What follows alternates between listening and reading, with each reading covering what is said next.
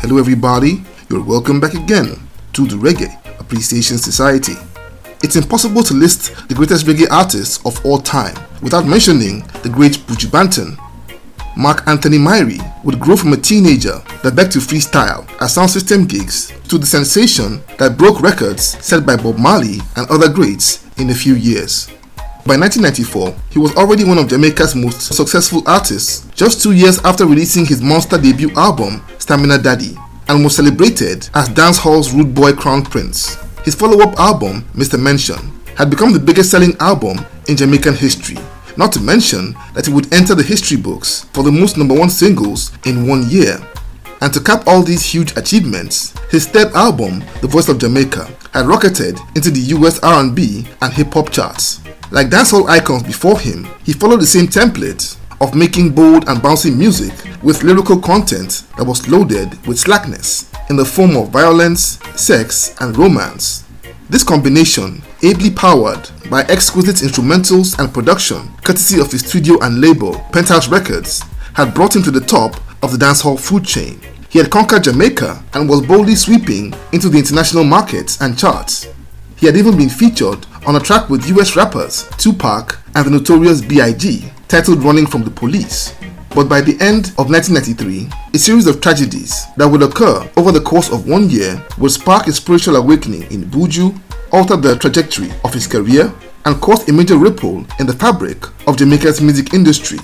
In a very dramatic turnaround, he morphed from a very feisty rude boy DJ to introspective Rastafarian prophet, and marked the rebirth of the new Buju with his 1995 masterpiece, Til Shiloh. But what was the story behind Buju Banton's journey to Rastafari? To answer this question, we have to go back to late 1993. On the evening of October the 10th in that year, a popular dancehall DJ and close friend of Buju named Anthony Johnson, aka Panhead, was performing at a dance in the Maverly area of Kingston. He was always sharply dressed and couldn't be seen without gold jewelry. And as he was leaving the party that evening, he was shot down by criminals in what was officially labeled a robbery attempt. Jamaica's music scene was thrown into mourning over this tragedy, and Buju in particular was hit very hard when he heard the news.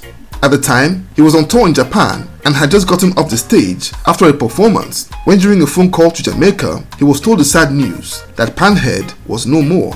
Struck by grief, it inspired him to write the song Murderer, and he recorded it upon his return to Jamaica the following week. Just before the song's release, 2 months later, another promising DJ and close pal of Buju's was also murdered.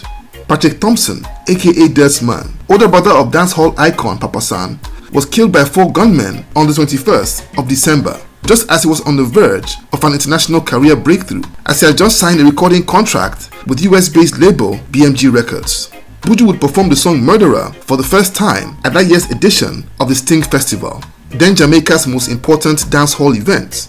That song was a serious game changer and drove home the message and reality of the island's gun violence epidemic. It would ignite a wave, with Capleton, Beanie Man and Bounty Killer also recording similar tracks. Those sober events would drive Buju to go in search of a deeper meaning of life and altered his focus from slackness to spiritual consciousness. But the biggest catalyst of his rebirth came a year later with the death of the amazing Garnet Silk in a very suspicious house fire that many people over the years still believe was a cover for murder. Like Panhead and Dirtsman, Garnet Silk had also been a close friend of Buju's. Both guys had gotten very close in the months leading to his death, as Silk would in those days comfort Buju with passages from the Bible during their hangouts or whenever they met in the studio. And with the loss of Silk, he threw himself into spiritual growth and began to study scripture, the teachings of Emperor Haile Selassie, as well as those of Marcus Garvey. He also began to study his heritage and history as a descendant of the Maroons. And put together, these all led him down the path to becoming a Rastafarian, and he began to grow his dreadlocks.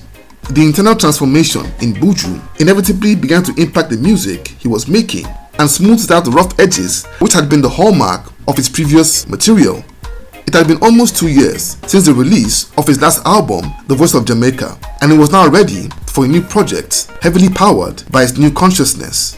By 1995, all his songs were complete and altogether would make up Til Shiloh, a mature and melodic Rastafarian classic, Anyone who had heard Buju's first 3 albums but listened to the opening 18-second a cappella on the new album, also called Til Shiloh, would realize immediately that they were listening to a new Buju Banton. That album was a deep emotional outpouring from his soul that gives me goosebumps every time I hear it. His trademark raspy deep voice had mellowed into a more hypnotic crooning instrument of its own, with 12 songs of stunning quality. My personal favorites, and the ones I found myself always repeating on my CD player, were The Scorching Murderer, the deeply spiritual Till I'm Laid to Rest that was inspired by Marcus Garvey's speech, and not to mention the phenomenal Not an Easy Road, a track that is simply a thumping digital reggae masterpiece. And of course, the phenomenal Untold Stories, which had no instruments apart from a box guitar and Buju's voice in the most passionate performance I've ever heard from him, something in the mold of Bob Marley's redemption songs. Til Shiloh revealed a whole new dimension to Buju's artistry and range. His outlook on life had become deeply philosophical and had moved over to very heavy spiritual subjects, but he still retained just enough of his old spark to appease his hardcore dancehall fan base. What he achieved with Til Shiloh was huge and significant, as he successfully built a bridge between the traditional roots reggae and dancehall. He was able to lead a whole new generation of fans of his earlier works into an appreciation of conscious roots reggae music. This fed into the emerging roots reggae revival, more popularly known as the Rasta Renaissance of the 1990s. The great Ghana Silk was spiritual leader and chief instigator of the awakening, but with his sudden passing, Buju Banton became the first true leader of the movement. The likes of Capleton, Sizzla Kalonji, Anthony B and Luciano were among that set and generation of artists that made that switch to Rastafari and flooded the airwaves with conscious reggae sound. Buju's next albums, Inner Heights and Unchained Spirits, that were released in 1997 and 1999, went deeper down the path of spiritual enlightenment and social commentary. One thing I've always loved about Buju's approach to the music is his determination to embrace his Rastafarian ideology without necessarily chucking dancehall out the window. In his own words, dancehall doesn't have to be slack.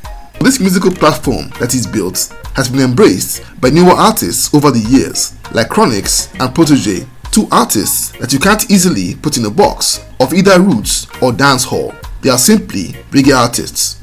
And is one big legacy of Buju's conversion to Rastafari that all began with those horrible tragedies 3 decades ago.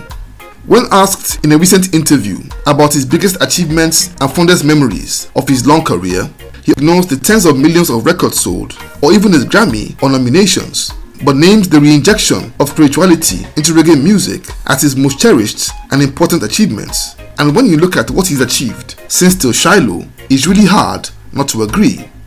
So there you have it. Thank you for watching this video today.